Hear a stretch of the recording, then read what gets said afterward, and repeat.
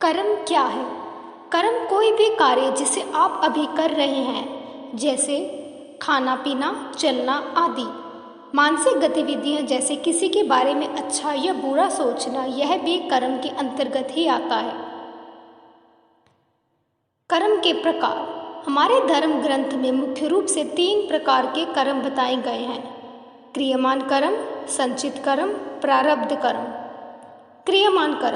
क्रियमान कर्मों से आशय ऐसे कर्मों से है जो कर्म हम अभी अर्थात इस जीवन में कर रहे हैं। हमारा सोचना, हमारी दैनिक दिनचर्या में होने वाली गतिविधियां जैसे भोजन करना, नहाना, लोगों के प्रति अच्छा या बुरा व्यवहार करना, यह सभी क्रियमान कर्म के अंतर्गत आते हैं।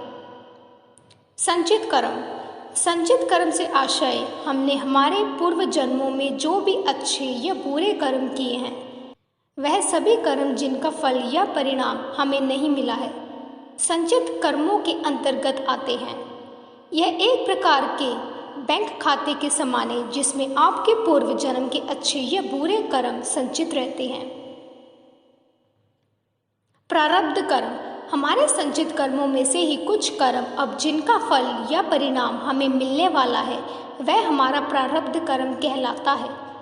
प्रारब्ध कर्म के अनुसार ही हमारे जन्म कहाँ, कैसे, किसके यहाँ होगा निर्धारित होता है। प्रारब्ध कर्मों को हम भाग्य या किस्मत के नाम से जानते हैं।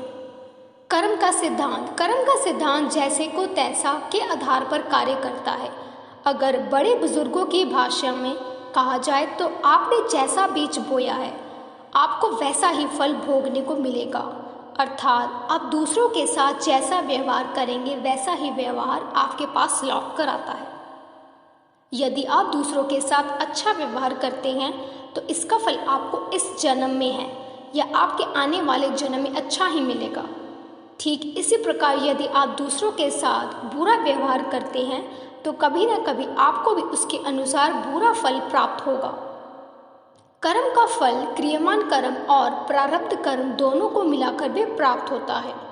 जब कभी हम सोचते हैं कि इस जन्म में तो हमने बुरा कर्म किया ही नहीं है, हमारे जीवन में इतनी मुसीबत या कष्ट क्यों आ रहे हैं, तो हो सकता है आपने आपके पिछले जन्म में इस प्रकार के कुछ बुरे कर्म किए हों जिसका परिणाम या फल आपको इस जन्म में मिल रहा है। कर्मफल से मुक्त कैसे हो?